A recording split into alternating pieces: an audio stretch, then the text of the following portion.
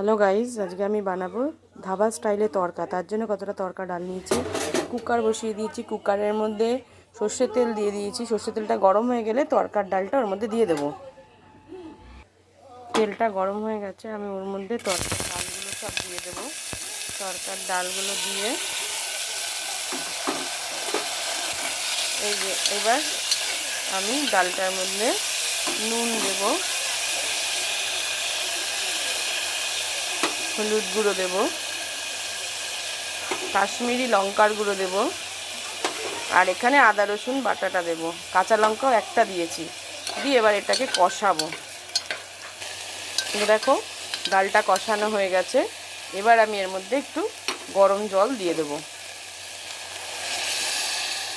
ব্যাস, এবার এটাকে আমি কুকার বন্ধ করে 4টে সিটি দিয়ে নেবো। এবার গ্যাসটা বন্ধ করে দেবো। দেখো কড়াইতে সর্ষের তেল দিয়ে দিয়েছি। এর মধ্যে আমি কতটা আদা আর কাঁচা লঙ্কা কুচনো দিয়ে দিয়েছি। এটাকে এবার আমি হালকা করে ভেজে নেব। তারপর আমি কতটা রসুন কুচি দিয়ে দিলাম। রসুনটাও হালকা নেড়ে চেড়ে এর মধ্যে আমি পেঁয়াজ কুচি দিয়ে দেবো। পেঁয়াজটাকে হালকা করে ভাজবো। তারপর এর মধ্যে ডালটা দিয়ে দেবো। এই যে টমেটো কুচিটাও দিয়ে দিলাম। দিয়ে এবার এটাকে অনেকক্ষণ নাড়তে হবে, আর গ্যাস আস্তে দিয়ে কিন্তু। দেখো সব উপকরণগুলো ভালো করে ভাজা হয়ে গেছে। এবার আমি এই যে তড়কার ডালটা যে সেদ্ধ করেছিলাম সেটা ঢেলে দিলাম। ব্যাস রেডি হয়ে যাবে। এরপর কাঁচা ডিম দেবো। দেখো তড়কাটা ফুটছে, এর মধ্যে আমি একটা কাঁচা ডিম দিয়ে দেবো। ডিমটা দেওয়ার পর এটাকে আমি নাড়তে থাকবো। দেখো এক্ষুনি ডিমটা সেদ্ধ হয়ে যাবে আর তড়কার কালারটাই পাল্টে যাবে। কিন্তু কোনো আষ্টে গন্ধও হবে না। তোমরা ভাবছো তো যে আষ্টে গন্ধ, একটুকু আষ্টে গন্ধ হয় না। দেখো আমি এর মধ্যে তড়কা মশলা দিয়ে দিলাম।